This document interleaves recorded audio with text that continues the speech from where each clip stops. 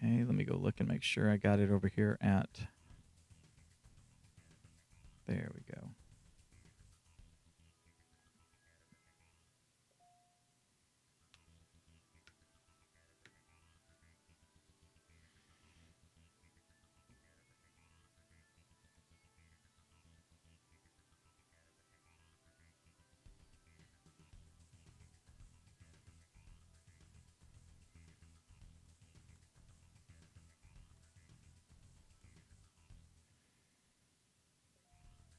I love the video header.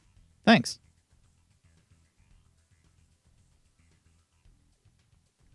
Hello to everybody over on YouTube. You know what? I'm going to go get my Chromebook. Give me 2 seconds. I want to get my Chromebook so I can take a look at the YouTube comments.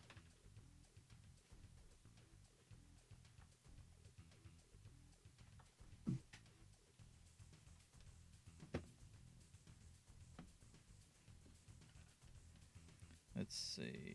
Ooh, battery's almost dead. Holy cow. Hang on.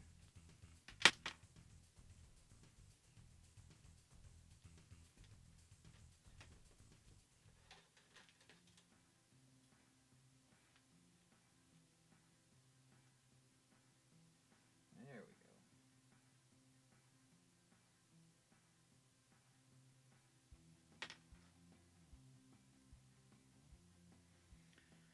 All right, hello to everybody over on the YouTube link. I'm going to give me just a sec here, guys. I'm going to get that set up on my Chromebook.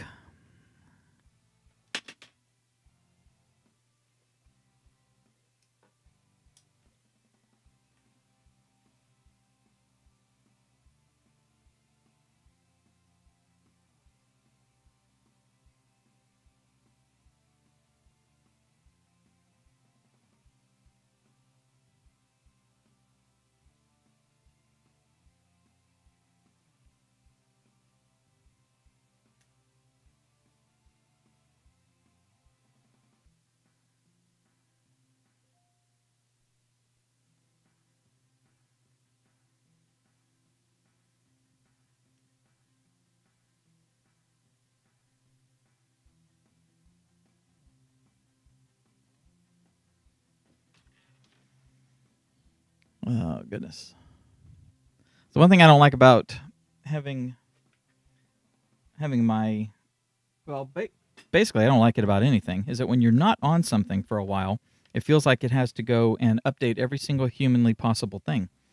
So it's like my Chromebook has been folded up in my bag for, 3 or 4 days, and apparently, like overnight, a few of the Chrome extensions made changes, updated versions or whatever like that. And so, everything I came in today, like all the little promo pages or whatever for the extensions are like all up in the tabs and stuff. I mean, like all these tabs are opened up. And of course, I've started up my Chromebook, and it's like, I'm trying to remember everywhere that you were, so I'm going to go out and search everything. And then, oh, by the way, here's all this stuff that you really don't care about right now, but I'm going to show it to you because apparently user experience is nothing.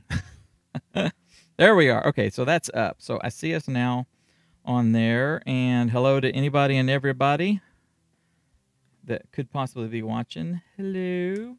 Our email just went out. So I'm going to go ahead and hit start over on Facebook. Hello, hello, hello, Internet land. How you guys doing? We're going to be getting started here in just a second. Guess what? Justin is not here today, so I'm in charge. I'm going to talk about him behind his back. No, not really. I actually have a guest host. Let me switch cameras over here so I can see everything on my screen. I've got a guest host that is going to be joining us today. His name is Neil. Let me make everything full screen and get him into our video. Hi. There you are. Okay, I've got you on a dual now. There we go.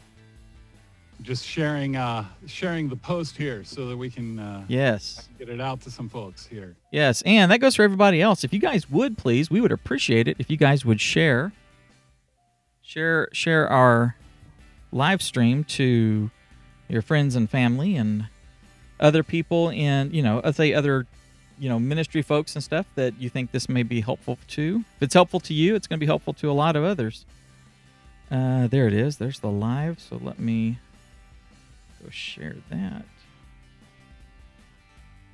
And we're just getting a few things ready. You guys, by the way, are going to be basically what we're doing here. This is not your live show, as in a full produced live show where I'm going to be doing all kinds of graphics and playing, all the stingers and all that sort of stuff. This is a live recording. So what we're doing here is I'm recording the Church Media Guys show, which is our podcast, audio and video podcast, as well as a YouTube version. So this is the recording. This is normally on Fridays at about 11:15 or so when Justin and I get together and record our show. And so we figured it would be brilliant to have a live studio audience. And we love going on to Facebook Live. We love engaging with all you guys. We love going on to YouTube Live and engaging with all you guys, meeting everybody. It's so cool because, especially over on YouTube, man, we get people from all over the world. Like last week, we had people from like 3 different countries in there. One guy, I want to say, was in Norway. Now that's cool. I think that's like the first Norwegian. There you go. I remember. I was gonna say Norwegian person that we've had on there, which is awesome. I love that. So let me share this real quick. Neil, say hi to everybody. Hi, everybody. Wow, that was My so name's good. Neil. It's great to be here today. I've gotten a lot of value out of being part of the group, and it's one of those things that I really appreciate being able to join in today. Oh, absolutely. I'm glad that you could. I'm glad it worked out for us. Neil, by the way, guys, Neil is one of our CTA insiders. He's one of the members of the Church Training Academy, and he is a longtime friend of mine, actually. And we've known each other for quite a few years. Neil followed me back in the Geek Beat days. Is that right, Neil? Yep, Geek Beat and several of your behind-the-scenes things, particularly around the TriCaster, is what caught my interest. So, been a long time new tech guy, and using the TriCaster Studio before the TriCaster Mini, and been streaming for the church and for our meetings and things like that. So, yeah, I love the TriCaster. Love.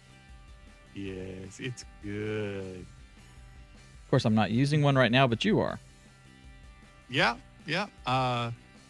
Going with the TriCaster into the Magewell into the Zoom. Yes. So. Okay. Hey, can you go to the Church Media Hacks group real quick and make sure that the live video posted there? All right, I would appreciate it. I would greatly appreciate it. Okay, guys. By the way, those of y'all that are watching, those of y'all that have joined us here, if you have not joined the Church Media Hacks group, you guys need to do that. I'll mention that a little bit later in the show. But Church Media Hacks group is a really cool place for you and me and Neil and Justin and other people that are ministry focused, but are learning how to use the technology or using the technology or fighting with technology or whatever else. So it is a cool group. We all come together and share information, tips, tricks, ideas, hacks, and stuff. So churchmediahacks.com. You guys go over there before we get started and click to join, and we'll get you guys in as soon as the show is over. Yep. It certainly looks live here. So good. A couple of people watching already too. I love it. I love it. All right, now let me. I've got the live stream running on my iPad over here so that I can see the. I haven't watched or haven't done it on or used blah. I haven't talked much today. I haven't used my iPad to monitor the live stream. I know. Oh, dude, I did a Red Bull just a few minutes ago, so I'm cocked and loaded. There's no chance of me not being. But I just, for the life of me, can't get those stupid comments up. Oh man! All right, so let's see here. I got the YouTube, and comments are up there. All right, and Facebooks. Let me go in here.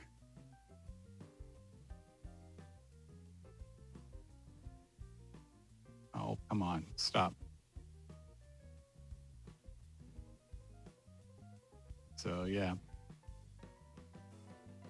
How do you do that without? There we go. Hey, type a comment in there real quick. I want to see if I can, like, I need to make it like 2 windows. I'll tell you, Facebook is fantastic about the experience of watching a live thing. It's not fantastic about hosting a live thing. It gets harder and harder to see and do your stuff while you're doing it, especially when you're doing it like we're doing it. There we go. All right. Yeah, it makes it try to get the mute on. Yep. It's like you got to open it so it makes sound, and then where the heck's the mute? Oh, it's not there. Mm-hmm. Oh, and then you have to move around on the screen and all of that stuff. So, hello. There we go. So that's working. Okay. Rock on. All right, we're going to go from there. All right, so, guys, we're going to get started here about now. Let me go ahead and start my recording.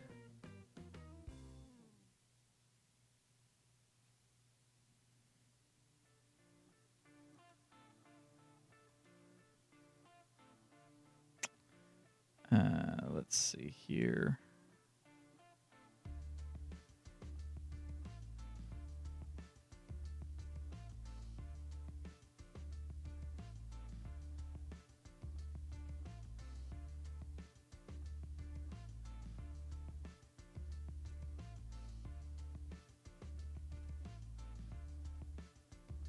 Bear with me just a second. I'm going to make you full screen. Why don't you talk to the folks real quick and introduce yourself while I fix one little thing that needs to be taken care of. Hi, my name is Neil Fisher. I appreciate being here today. I'm the Director for Communications for the South Carolina Synod of the Evangelical Lutheran Church in America. Been a member of the Church Training Academy for a while now. It's a great value. If you ever get a chance, do join. They're putting together quite a good amount of information and good stuff to use. And with Justin and Dave, there's just a wide variety of things that they cover and help, from the very technical to the very marketing, websites, streaming, you name it. Really good stuff there. Thanks, man. I like that. We enjoy doing it. We do. Okay, guys. It's always good when you enjoy something. You can tell. Yeah. You know, it's done well. Yeah, thank you. Yes. Yeah, we do. We have a good time. All right, so we're going to get started, folks. Let me just bring up my notes, and we will get rocking on this. Let's see. All right. Kill the music. My wife is watching. Hi, hon. Everybody say hi to Kat. Hi, Kat.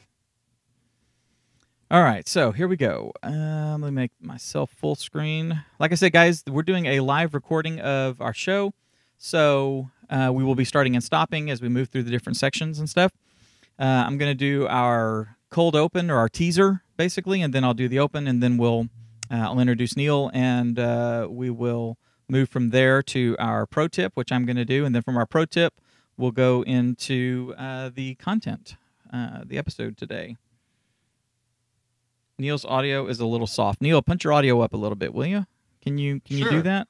I've got you up as far as I can get you. Sure thing. Just a second. Thanks, Justin.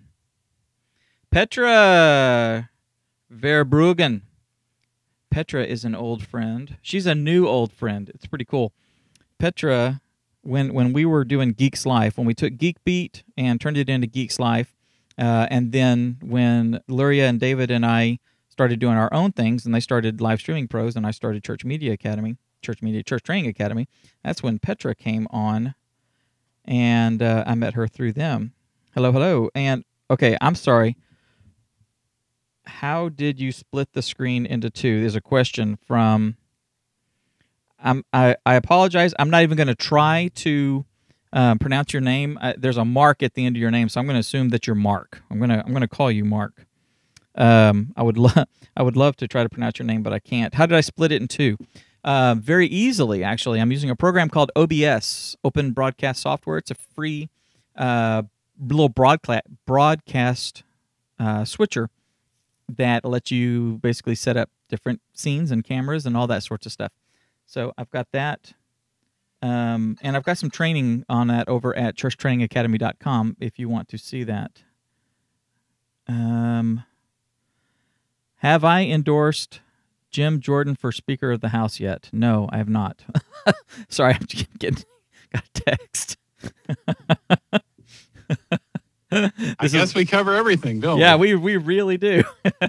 That's funny. So is that audio better? Yes, you do sound better. Thank you, sir. All right. Sound is important. Yes. Oh, Petra said she's been around even longer, but she was a lurker. Oh. So Petra was spying on me. All right, guys, we're going to get started here. Let me see if I can off the cuff do a tease.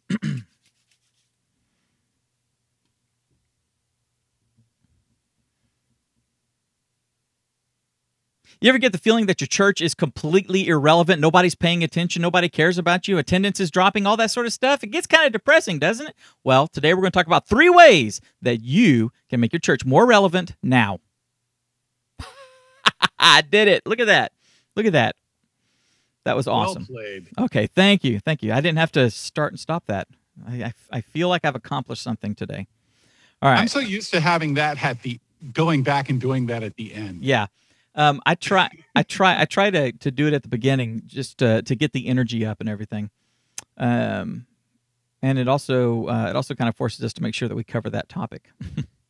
What? I know. You have to follow the script? I know. What? Go figure. All right, here we go. All right, I'm going to do the opening. Hey guys, welcome to another episode of the Church Media Guys Show. I am Dave Curley. In case we haven't met before, I'm the founder of churchtrainingacademy.com, which is a place where you and I and other ministry-minded folks come together and learn how to use and exploit media and technology so that we can take the gospel to the world. The whole idea is to fulfill the Great Commission. He said, go, make disciples. So we're doing that in the largest mission field in the galaxy, the internet. That's what we're doing.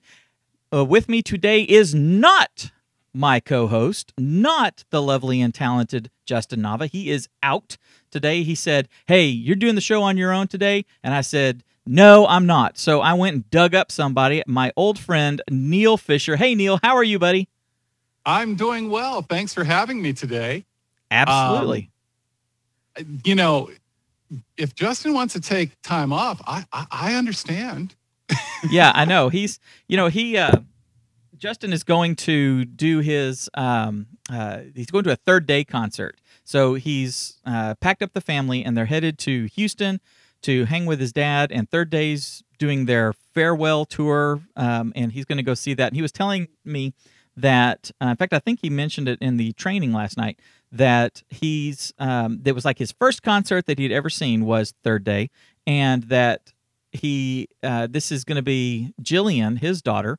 This is going to be her first concert, so he's taking her. So as third day is waving goodbye, and he's gone, the full round with them, he's introducing her to it. So that's really cool. So we wish Justin safety in his travels, and pray that God brings him back to us all nice and safe and sound. I think he may be in the live stream, lurking around in there. So if y'all see him in there, be sure to say hi. Okay, that was our little intro. We are going to do our pro tip and move from there, okay? Understood. All right. So I've just done our little pro tip intro.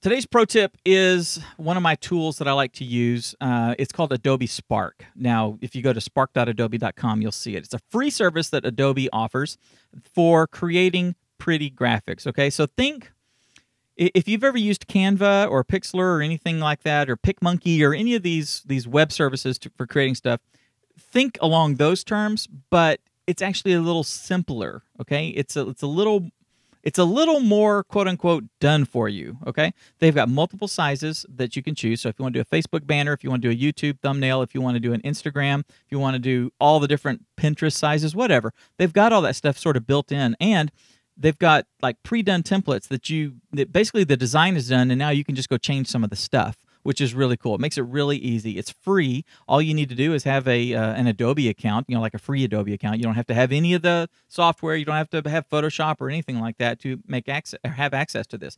They've got apps for your iOS devices, which is really great. And you can also use it on your Android if you just go to the website. It works just fine.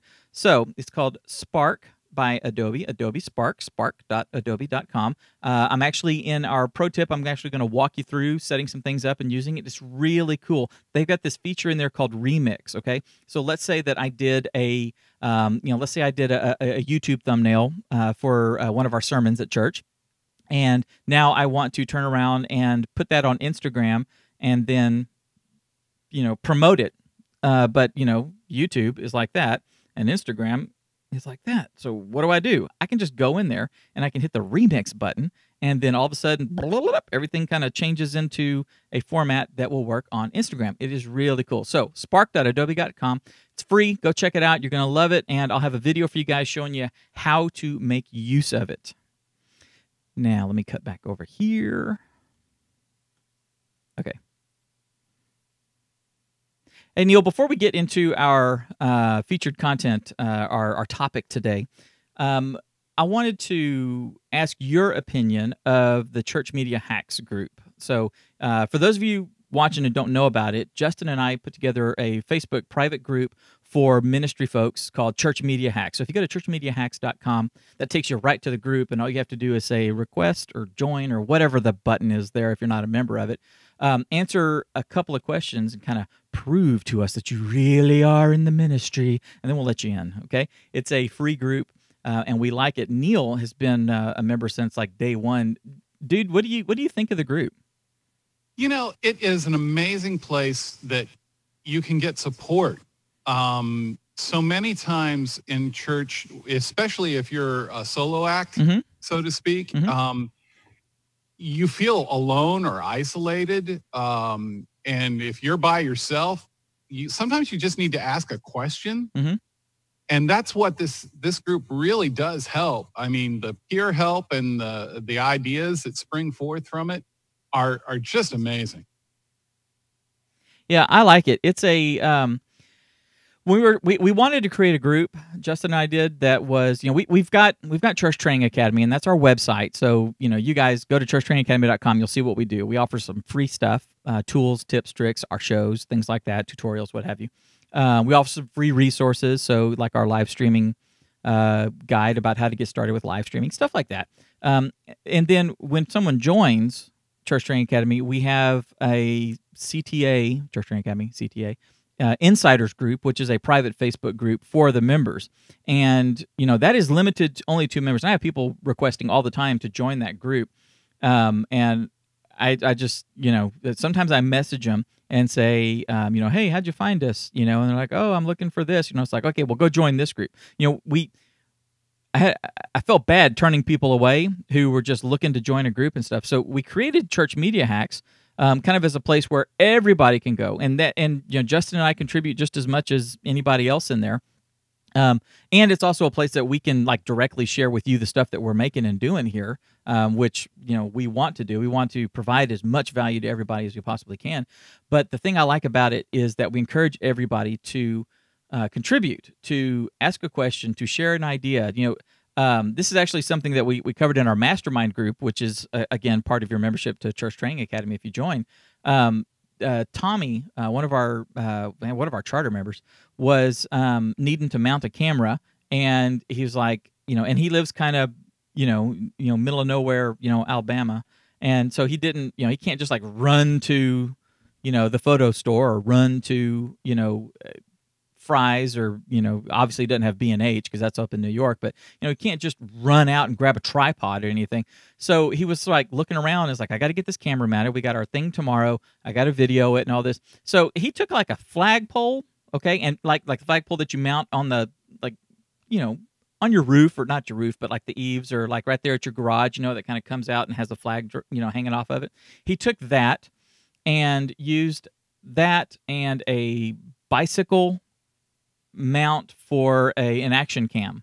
Like if you have a GoPro and you've got that little, little bracket that fits over the tube of your bicycle handlebars, and you screw that on, and then mounted a camera on there. He made, and it's unobtrusive. That's another thing, is that when you have a tripod sitting up, the people behind you may not be able to see it, but where he was able to put it there, and it's basically a thin white pole that if you're looking, towards the back, you really don't even see it because the walls behind it are white. So it's this thin pole that's got a camera mounted up on the top, and it's just sitting there, with a camera on it.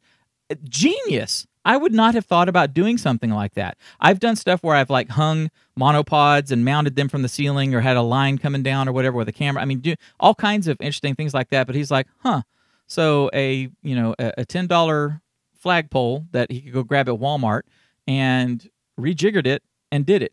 That kind of stuff is the kind of stuff we talk about, believe it or not. That outlandish, I guess, to things that are like really simple, like, hey, did you know that you can do this in Adobe Spark? I shared something the other day. I was using Spark, and one of the things that I guess I didn't realize is when you're trying to add photos, you can like browse the internet or upload your own stuff, or you could connect like your Dropbox account or your Google Photos account, which is where I keep a lot of stuff. So anyway, just little things like that to make your job a little easier, make your day a little easier. That's the kind of stuff we talk about at churchmediahacks.com. One of the things that helped me was we had a whole discussion on microphones and compressor. And yes. It really helped me through things. And then you took a few minutes to show a quick video about your setup and some of the suggestions you had. And it was free. It was there. It was easy. And I really appreciated it, and it helped me a lot. Oh, sure. Yeah, that's churchmediahacks.com, guys. Go check it out. Come join the fun. Hang out with us. We're building a nice little community there. Justin decided that he wanted to do like a free training. So we got to 200 members in that group. It's a brand new group, guys. I'm talking more like a month old or so. It's a brand new group. We got up to 200 members. And so Justin did a free website training last night, which was really cool. And I don't remember what the interval is, every 100 that get added or something. He wants to do another training, or every 200. I can't remember. But, we're doing some of our training in that group. And it's free so for many you guys. Places. I'm sorry to interrupt, but so many places that's $100 training. Yeah, exactly.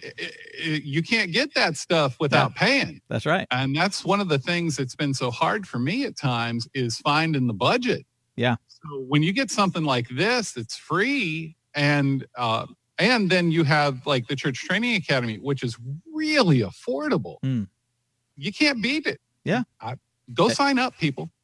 There you go. Right from the, wait, he's on that side. Right from the horse's mouth. Right from, listen to this guy right there. That's funny. I'm playing with the double windows here. All right. Let's get into our topic for today. All right.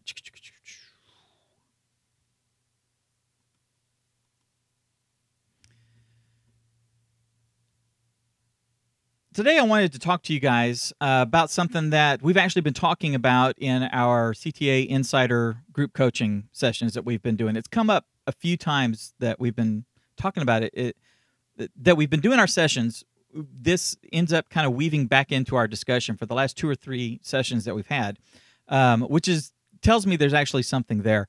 One of the things that Justin and I have talked about with some of our insiders and amongst ourselves especially, is that we're kind of living in a post, how they say we're like living in a postmodern world, we're kind of in a post-Christian world, or a post-church world, it seems.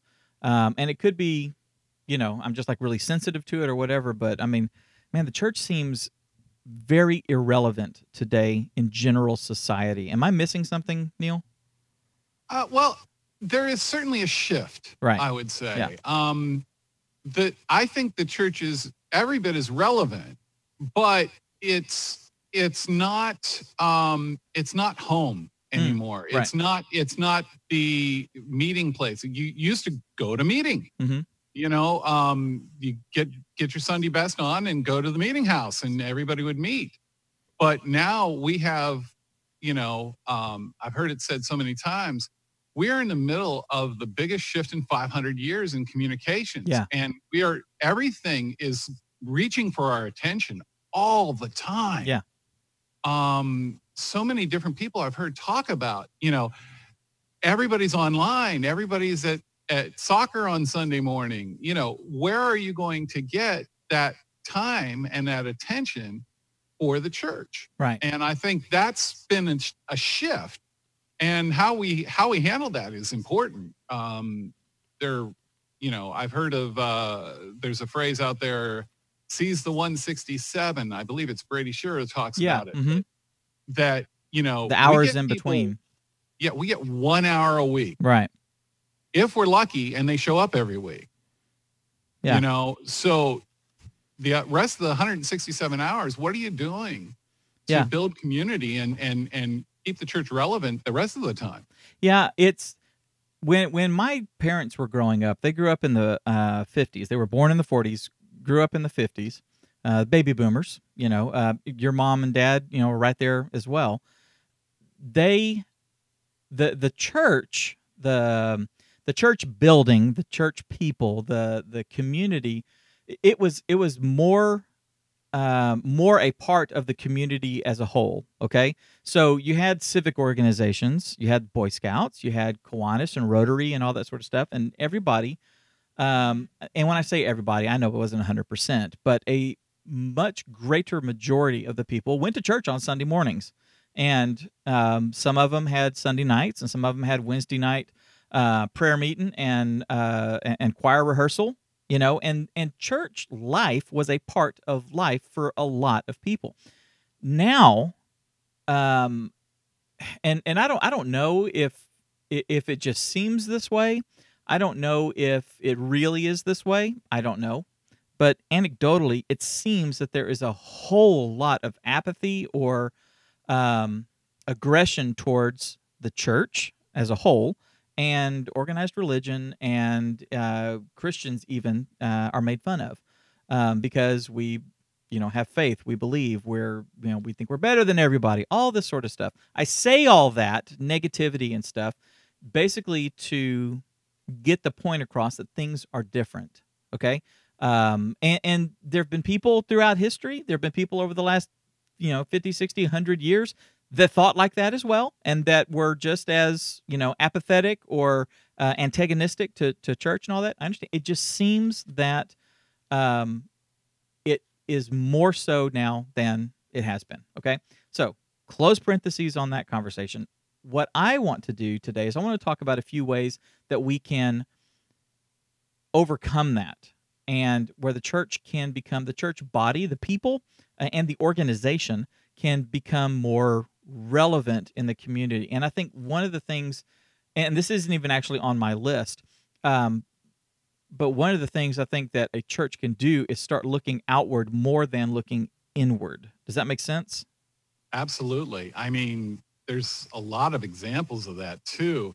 But if you all think that everybody's coming to you, that's not how it works anymore. Right.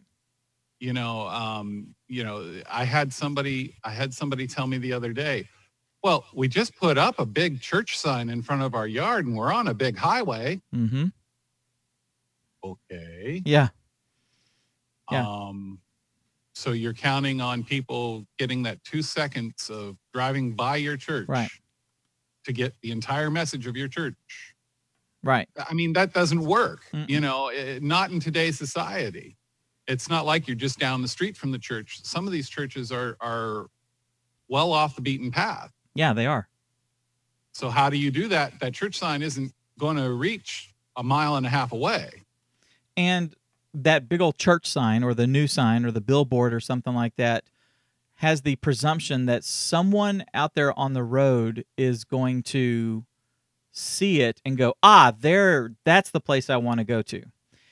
And my contention is that there is less and less and less people with that mentality that are looking, going, oh, hey, we've been looking for a church. You know what, Martha? Let's go visit that place. I don't think that's the norm anymore. It's not a part of the normal ebb and flow of someone's life. The average person walking out on the street anymore. I live in a nice, quiet neighborhood full of absolutely great people. We're the ones that pull out of the driveway on Sunday morning at between 9 and 10 o'clock and head to church.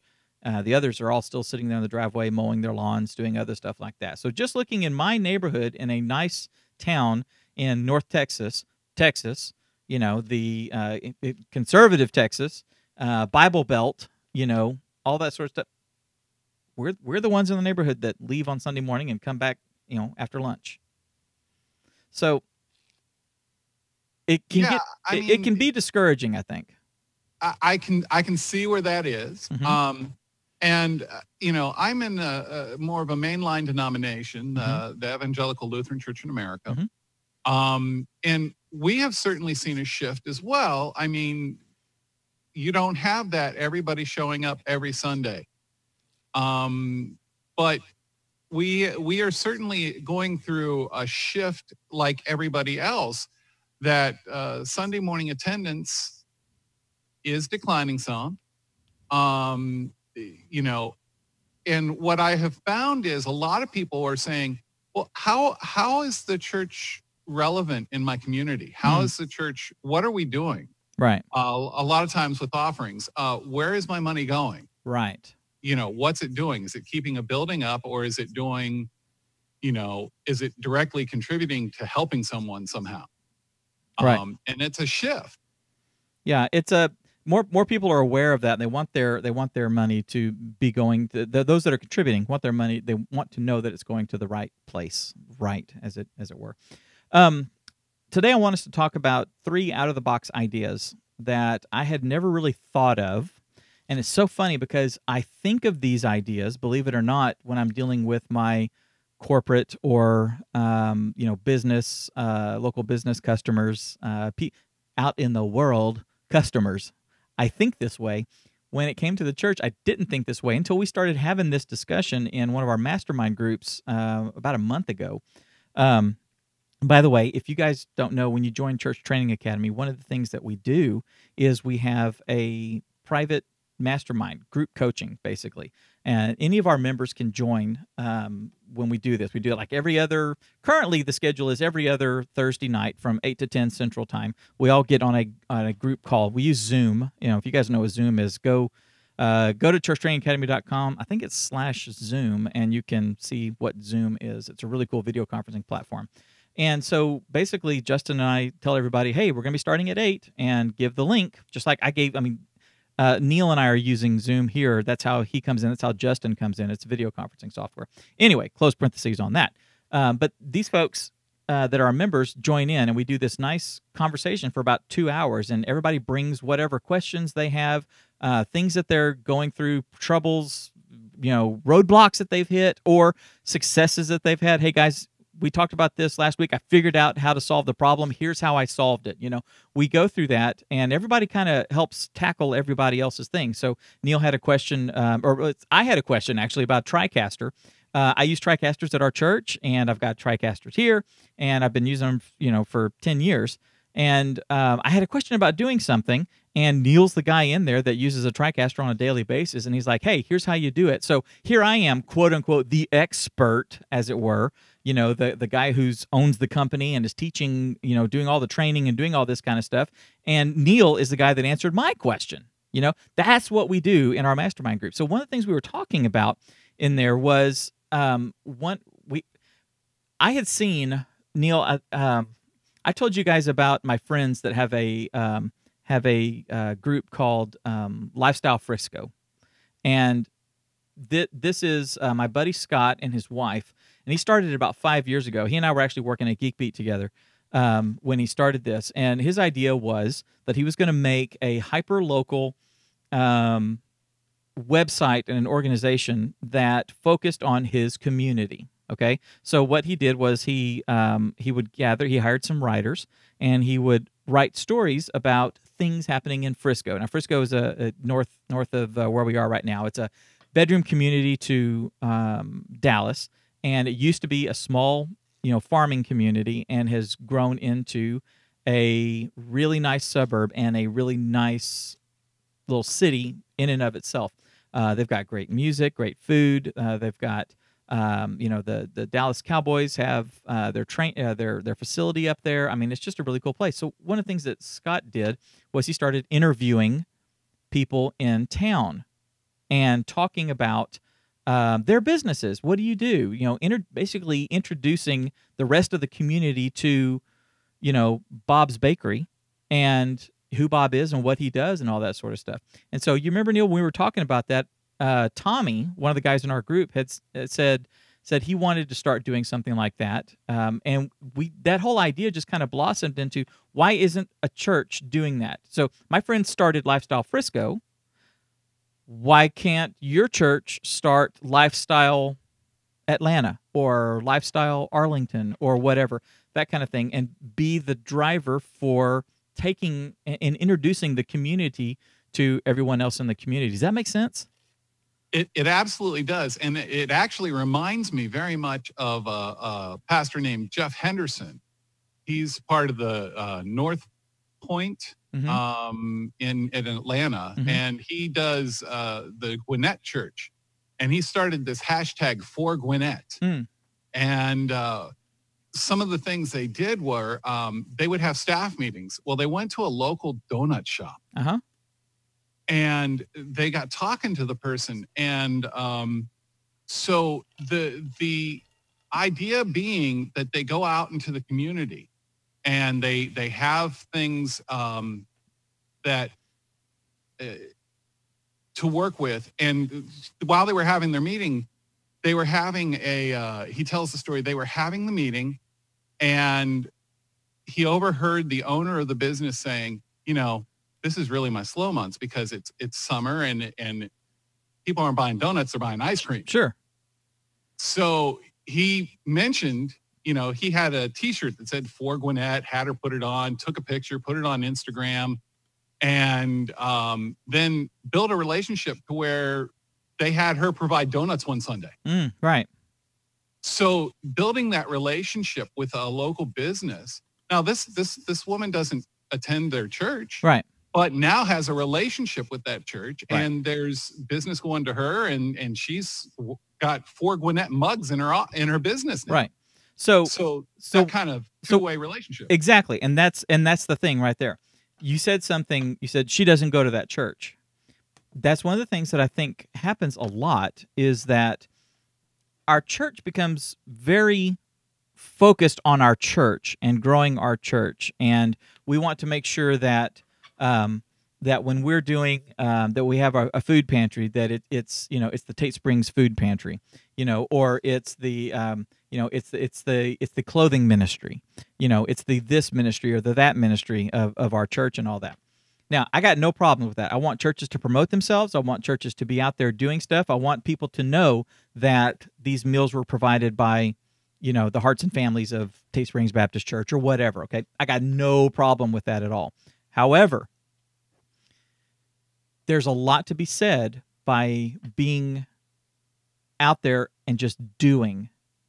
And in this case, they said, okay, well, we'll do more of our meetings here. We'll come in every week, and so they'll have their staff meetings there. And while it's quiet, but they're trading with this person, they are living Christ for that business. Okay, they're bringing their patronage to that person, and in their hearts, the idea is that they're going to bless this person. They're going to bless this business, and God's going to take care of the rest.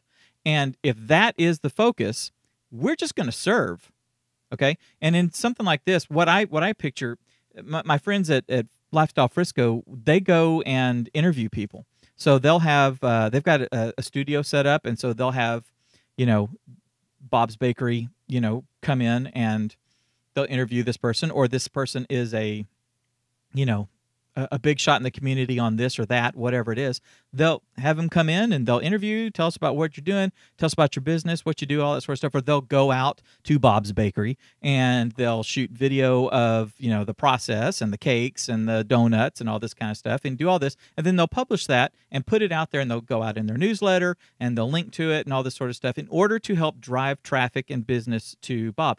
A church can do the exact same thing. And it doesn't necessarily have to be a ministry of the church. It doesn't have to be a tab on your website or anything like that. It can be something completely separate where you set up Lifestyle Arlington or something, whatever you want to call it. And you've got some volunteers and some people that are focusing on connecting with the community and, you know, shooting video, taking pictures, writing articles, promoting other stuff like that. And, you know, Lifestyle Arlington, you know, by Tate Springs Baptist Church or something like that, just so that you're connecting and becoming a connector. And now the church is being associated with being the connector and providing the relevance to all the people around and providing all these other connections and stuff.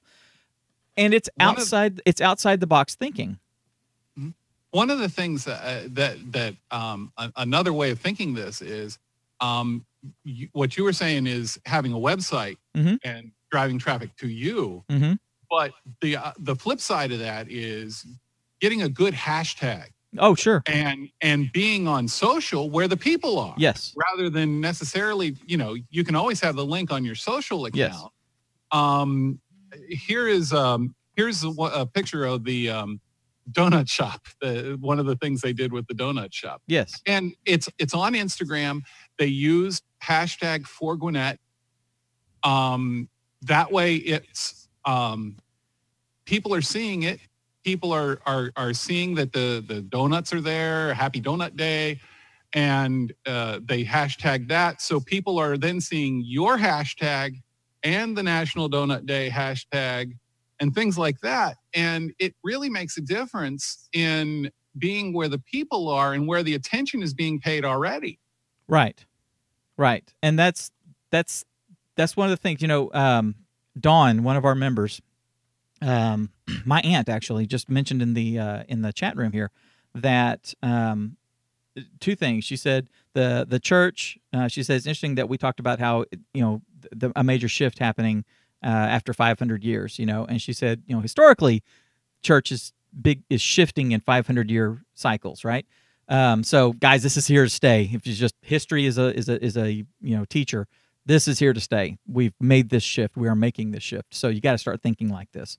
And she also said you have to take church to the people. Don't expect the people to come to church. And I've said it like 1,000 times in our training and everything. If you're going to stand out on the front steps of the church, waving your Bible, saying, "Sinners, come in here. Sinners, get saved. Come into our church, all ye sinners," you know, and all this sort of stuff. Someone's going to throw a tomato at you, you know, if they still do that. Well, the Great Commission is go. Exactly, it's go. You know, right? Go, spread the gospel, and that means going to where people are. Exactly, and they're on social, they're on the web, they are typing in Google, right? See, if you do something like this idea, where you're making Lifestyle Arlington or Lifestyle Gwinnett or whatever you're doing, and the church is providing this resource for the community. One of the things that you're doing is you will be helping the church's local search results and the organization's local search results, because people will type in, where can I get, you know, Chinese food?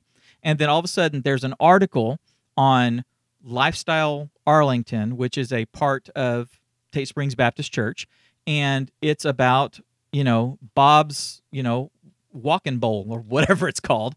And there you go. They're finding out about this place. Now they're going to this place, and they're finding out about this one because it's local to them, because they live 5 blocks over, as opposed to getting the one about something 2 cities over, you know, which may be a better place, which may have a lot more traffic and all this sort of stuff. And maybe it's number 2, but because number 1 is in their neighborhood and there's people talking about it in their neighborhood, it's going to be given the search ranking preference. And we're going to drive business to Bob's Chinese restaurant, and that is going to help because of the hashtagging, because of it's a ministry or it's a a branch of Tate Springs Baptist Church or whatever like that, then by association, because we're the ones providing it and being the connector and stuff, we're now seen as as being the providers or the purveyors of this information and stuff. Anyway, I think it's great. Another idea that my pastor and I were talking about, providing relevance, and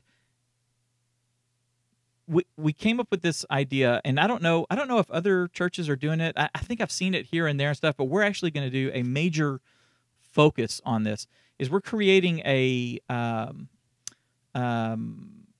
part of our YouTube channel is going to be dedicated to answering questions that are socially relevant and culturally significant. Okay, and here's an example. And in fact, it was so funny the other day. Well, it's not funny. It's horrible. But if anybody's been paying attention to what's been going on with the Southern Baptist Convention, which starts like next week here in Dallas, and at least as of the time of this recording, and with Southwestern Baptist Theological Seminary, the chancellor, president, whatever he is, there's been some scandal around this guy.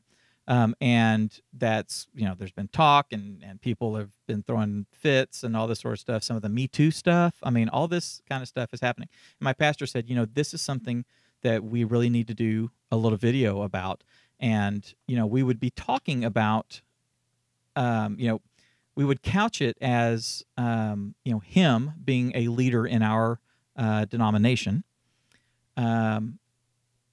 parallel with, say Bill Cosby, a cultural icon for the past 50 years, America's dad, all this kind of stuff, and his fall, and addressing yes, it hurts when our heroes fall, but we need to be putting our faith in God, not our faith in men. We understand that men are going to come and go, and men are imperfect and stuff. And basically, taking on that issue, and giving biblical reasons and biblical understanding, and kind of stepping back and giving perspective on something like that, right? You remember in Sutherland Springs here, south of us, the church shooting a few months back, where Sunday morning these guys are in there worshiping and singing praise and worship and stuff, and this guy comes in and just, while with their backs to him, just starts killing people. The questions that came out both in the news and with the senators and everybody saying stuff, and in Parkland and all this kind of stuff is, why does God let this happen? Okay, these kind of questions. When we started talking about gay marriage and having that whole discussion and stuff, so many people were saying, we can't have gay marriage, because of this or because of that. And other people were saying, well, I don't want to be a Christian if God hates gays, and God's supposed to be a God of love. So why does God hate gays? And why does God, just all this stuff, whether it's from a point of ignorance, whether it's from a point of emotion or whatever, people are asking these questions. So if we can provide the answers to these questions, and people search for this stuff, people hit Google, just go in there and say, why does bad, and then see what happens. What does God? Your first results are going to be video, right? What does the Bible say about, and then see what pops up in the next suggestion. They're searching YouTube and they're searching Google for all this kind of stuff. So why can't we be the ones that are providing the answers? People are asking the questions. It's kind of like, do you guys have kids? Michelle and I don't know, okay. But we've been emergency foster parents. Okay. And so some other. Okay, so you've got kids in your life, aunts, uncle, nieces, nephews and stuff. We've got 2 daughters and stuff. Do I want my daughters to learn about sex from their friends at school? Do you want your nieces and nephews to learn about sex from kids at school, or from their mom and dad, or a close respected family member who's going to teach them what's appropriate? You want probably family first. Yes. Exactly, because we're the ones responsible for raising these children. Yes. So I don't want them going out and asking a stranger. They're asking the questions. I need to be the one providing the answer. People are asking questions about, why does God hate gay people? What does the Bible say about this? Why do good people die of cancer? All this kind of stuff. the church needs to provide those answers. And you said it, video is one of the early search results that comes up even before typed stuff. Yeah, I mean, there's a reason that Facebook and on Google, if your feed has video first. If there's an algorithm, it's going to push you towards video. Google is the largest search engine. You know what the second largest search engine is? YouTube? Yep. YouTube is the second largest search engine on the planet. So many people are going in and saying, how do I find this? Or how to is like the number one search.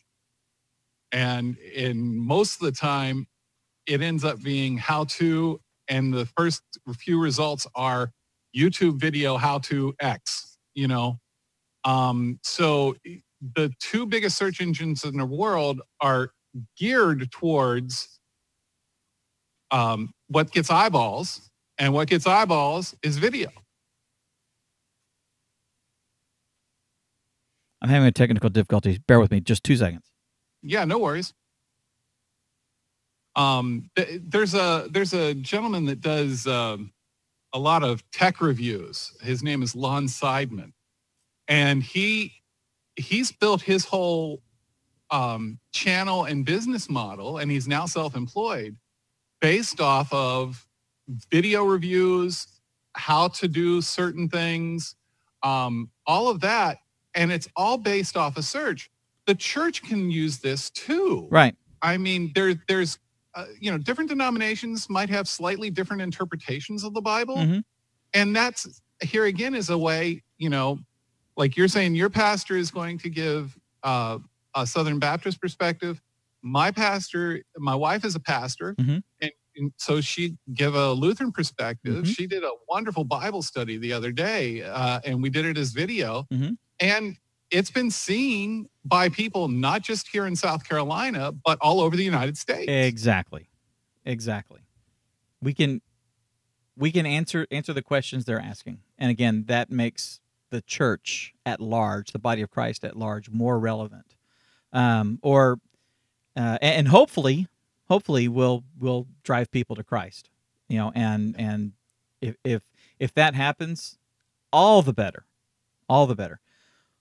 Here's an idea I don't think anybody's thought of, and if they have, they're genius, because I think it's a genius idea. What if did your church ever? Did you guys ever, growing up or even now, have like a church cookbook? Oh yeah. Okay. Yeah, that was the biggest fundraiser for the church for years when I was growing up. Yeah, exactly. We had one too. My wife's church had one too. I still got them.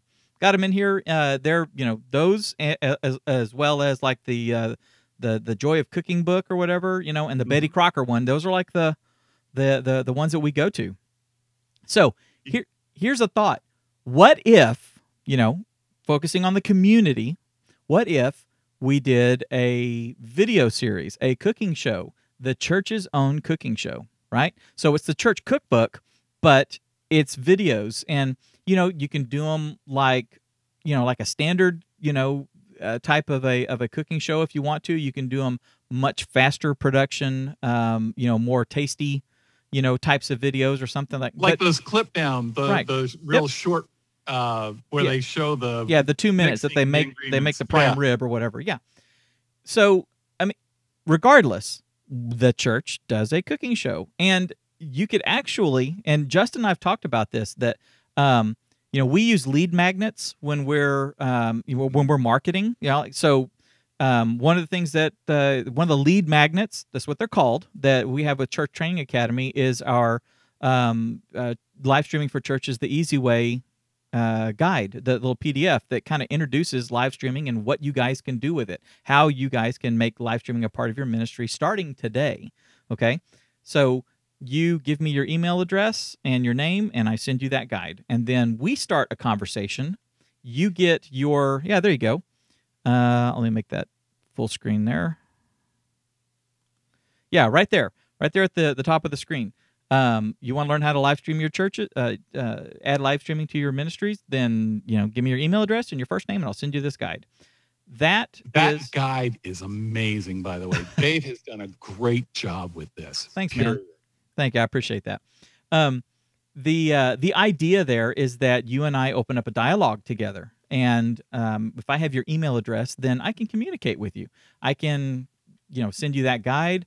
I can ask you a question. You can ask me a question. We can start an email communication. I can send you an email that says, "Hey, we're getting ready to do our live show, so come join us as we're doing our live show."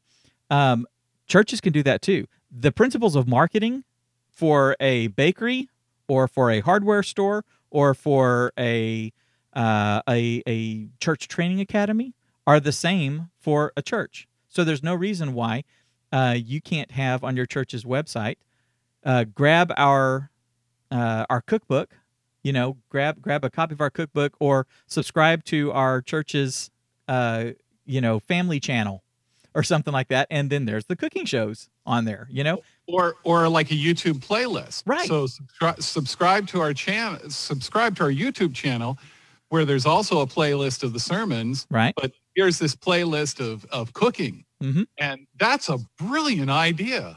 That is awesome. And it's all shareable content as well, because you can share that on Facebook. You can upload those shows to Facebook and have people share it around. They can be a part, in a playlist on your Facebook channel. There are things that you can share. There, again, it is the church at large, the church body, this specific body of believers sharing with the community, providing value and things that the community wants. People like getting recipes, and we like trying stuff, and we like sharing it and doing all that sort of stuff.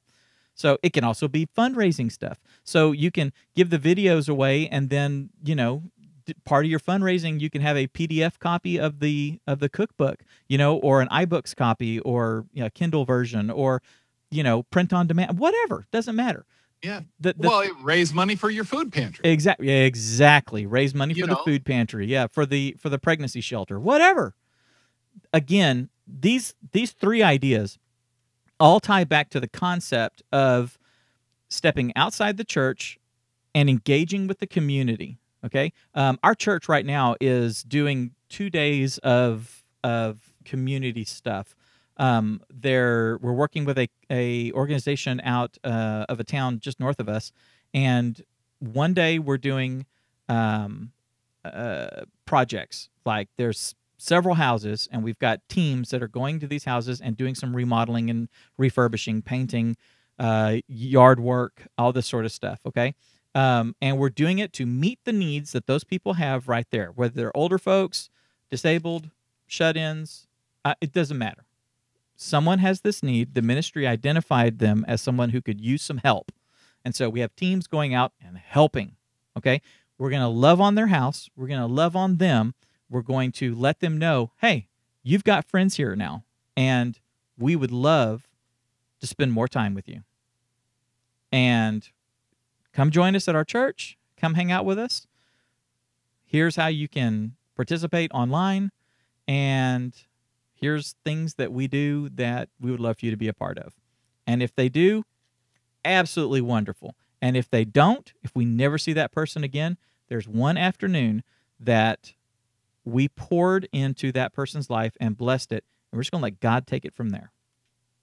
Yeah. One of the things you said a minute ago that struck me was you used some terms that a lot of times we as the church tend to, we can't say marketing. Right. Yeah. We can't say, That's why the churches are still really small. Well, and to me, Jesus was the greatest marketer of all time. Exactly. I mean, dude walked around with no money, basically, said, you leave what you're doing in the business you have and follow me. And these 12 guys did it along with other people. So maybe we don't use those words, but the principles still apply. Right. And if we don't apply these principles of sharing and spreading the gospel and spreading our help with other people, you can't expect them to come back and give back.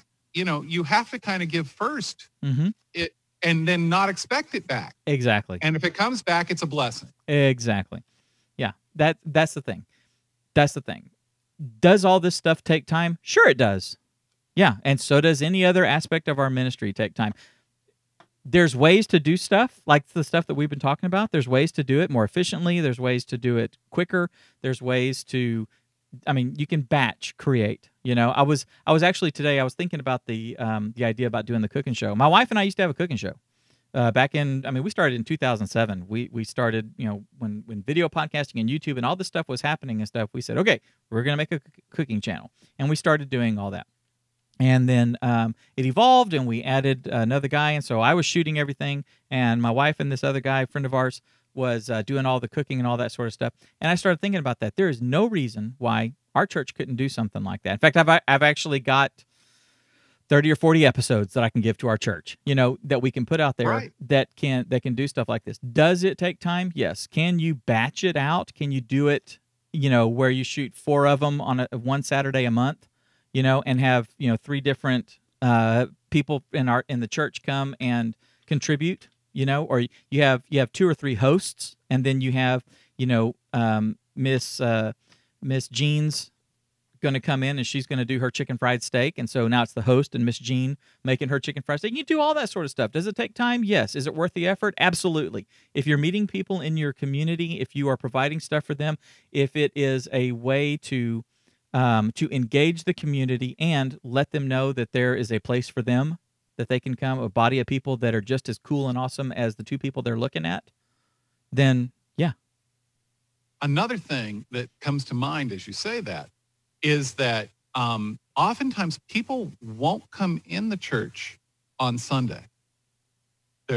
So the first time, if you can bring them into your church kitchen, in this case, they're seeing the inside of your building. Right. You're bringing them in without being threatening, is somebody going to force me to do something on Sunday morning? Or is somebody going to...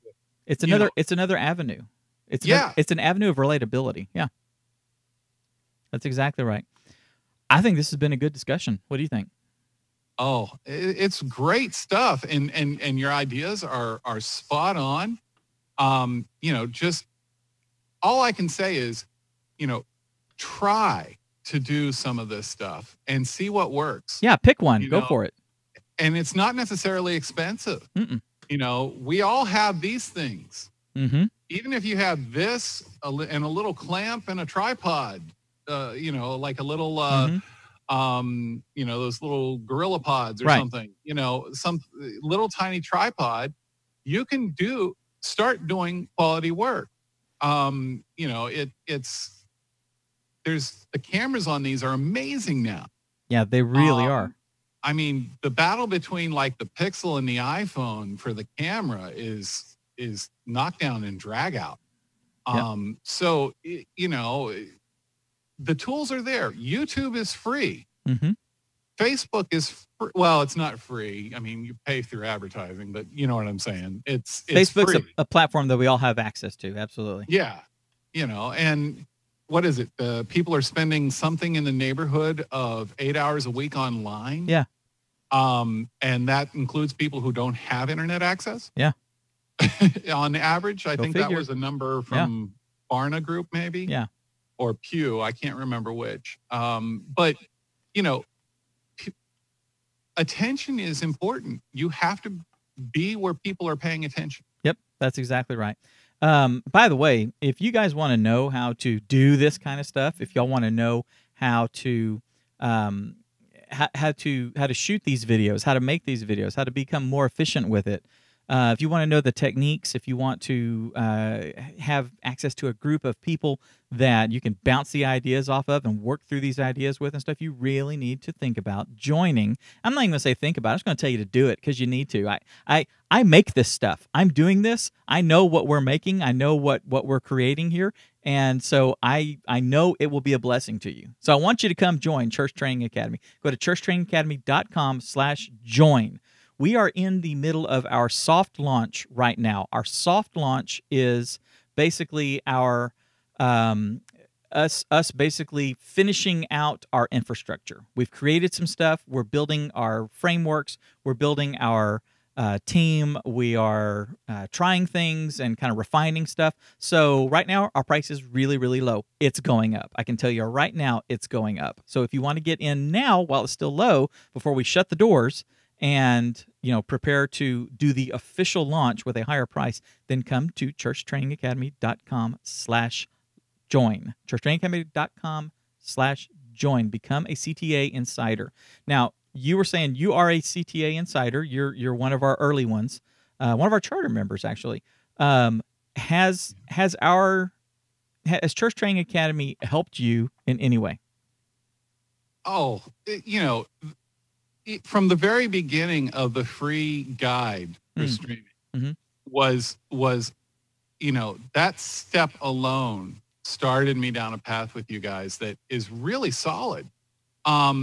The masterminds, if nothing else, the masterminds are worth the price. Those every 2-week meetings where you can talk with people who are in your situation and bounce ideas and, that kind of thing. The trainings you're offering, you gave away the free one Justin just did for reaching so many members in the Hacks group, but there's trainings like that available through the group. Just an access, if I have a question, I can pop into the group and ask a specific question, knowing that people who are doing what I'm doing can answer it. And the amount of the quick turnaround that Dave can give you on a lot of these questions, or Justin can give you on these questions, is so worth the small amount of budget that it would take. Yeah, I tend to agree, and thank you. I appreciate you saying that. So you heard it right there, guys. You heard it from one of our insiders, churchtrainingacademy.com/join. Hey, Neil, I appreciate you jumping in at the last minute and co-hosting this with me. And thanks for having me. Yeah. I don't mind getting on and talking. I appreciate it. Well, you took the pressure off of me. You guys don't know, but I've been working my tail off on Church Training Academy stuff and on client work and all this kind of stuff. And so, as Wednesday rolled around and Justin was going to be out of town, so we kind of take our production schedule and kind of shifted a week, but I still want to do the live show. And it's I got to come up with a topic and talk about something, and I'm not sure what to do. And so I started bouncing ideas off, and Neil was like, "Hey, you need some help?" And I was like, "Yes." So thank you again, Neil, for joining, and thanks for the ideas and just helping me get through this and helping my creativity kick back into gear as I've been draining myself here over the last week or two. I greatly appreciate it. Guys, hopefully you've learned a little something today. Hopefully we've put some ideas in your head that will spark spark your imagination. That's what we want to do. Think outside the box when it comes to ministry. Think outside the box when it comes to reaching your community, and don't be afraid to do things that are atypical. It is not a normal thing for a church to go around and connect with businesses and interview shop owners that don't go to your church, or don't go to any church, or go to a different kind of church. That's out of the ordinary, and to promote them and to do all that sort of stuff. But the impact that you can have on your community could be tremendous, absolutely tremendous. So take what you've learned and go out there and change lives.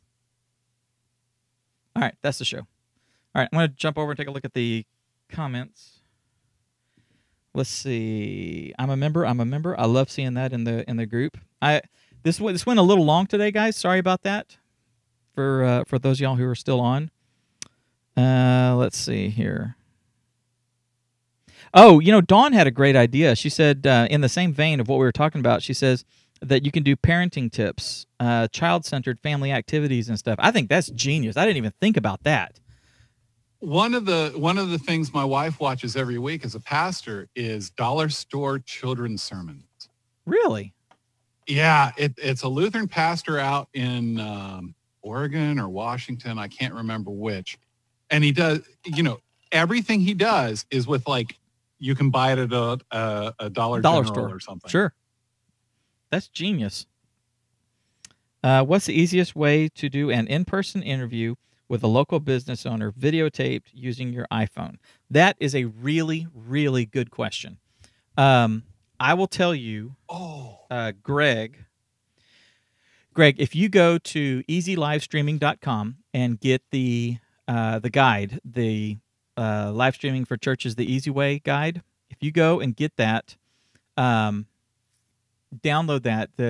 I talk about the 4 modes of live streaming in there, and we've also got a gear guide. You can get our gear guide at the website as well, under gear and resources.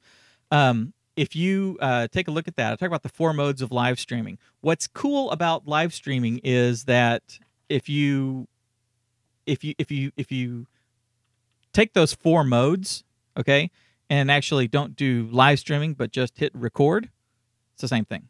Okay, so some of the gear that I mentioned in there is all gear that you can use to use your iPhone or your Android phone or your tablet or whatever to create this content and stuff. And I will tell you that on my list of courses and stuff that I'm putting together, one of the things is a mobile phone production rig, okay, and training on lighting, on how to use accessories, how to frame, how to do all this kind of stuff.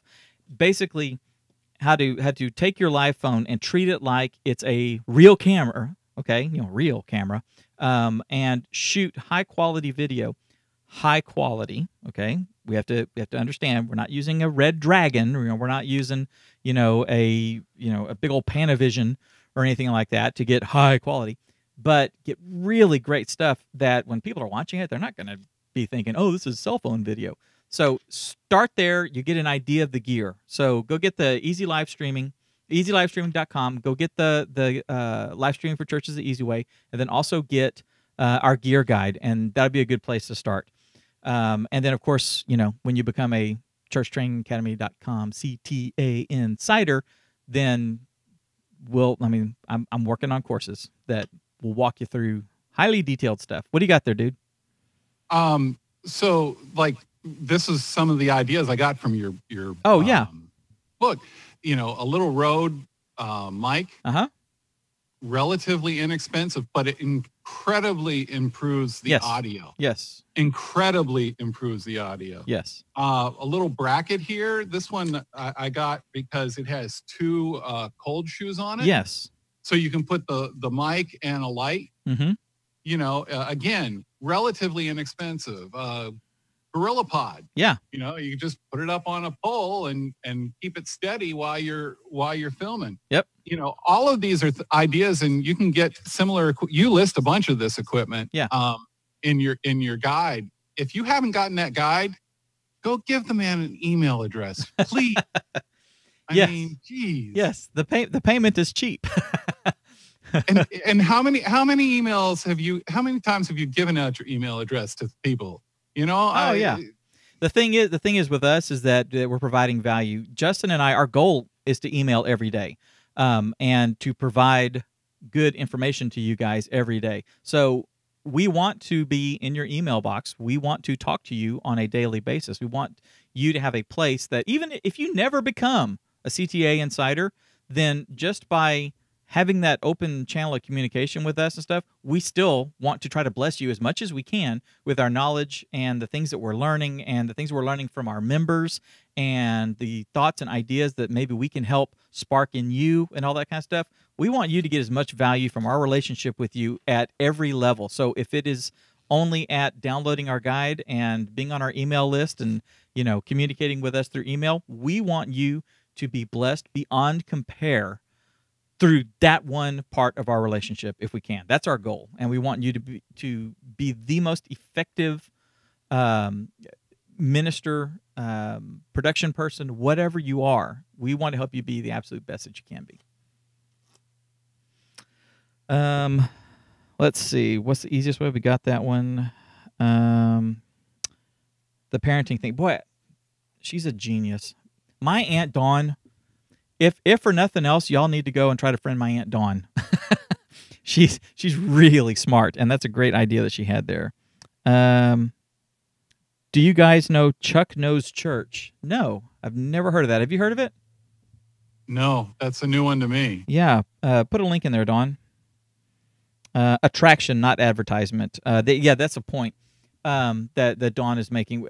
Going back to our marketing and stuff, the idea is getting the message of who we are. Okay, this organization, this body of people or whatever is out here and stuff, and using these tools, using these out of the box ways of just bringing value to your community and connecting your community and stuff to attract people to, and to show that Christians aren't high and mighty, and we're not, holier than thou, and we're not haters and stuff like that. We love people. We love our community, and we want to serve our community. And oh, by the way, we're saved, and we meet and do worship. You know what I'm saying? There's a Baptist pastor that I know that wrote a book called Shift, and it talks about where we are in the 21st century of going from being totally attractional to moving into the community. That church is not just a building anymore. It's, being part of the community, being all of the bless the folks around you. Right. You know what I mean? That's what it's all about. Yep. That's right. And bless, that's a churchy word. Yes. Blessing is a churchy. We want to be a blessing to you. What we want to do is we want to try to make your life a little bit better if we can across the way. And if you ever decide to come to our church, great. We're here. We'd love to hang out with you. And if not, that's fine too. Hopefully you'll like Miss Tilly's chicken fried steak. Yum. See, I'm going to have to go get some chicken fried steak now. I've been thinking about that all this whole show, and I'm like, well, no, you're getting a little sloppy here. All right. Oh, man. Hey, dude, thanks for doing this. I really appreciate it. Thank you for having me. Absolutely. I really can't, one of my things about my job as a director of communications is helping congregations be able to do what we're talking about. Mm-hmm. And by being a part of this, it helps me do my job better. Yeah. So awesome. Thank you. Absolutely. Absolutely. Guys, we're going to say goodbye. Be sure to share this. And then, the podcast version of this will be out in a couple weeks. And I'll have these things listed out in there, and we'll have some examples and resources and whatever else we can put in here, guys. So y'all take care. Have a fantastic week. And like I said earlier, take all the stuff that we've been talking about today, churn over that stuff in your head, and then use it to change lives.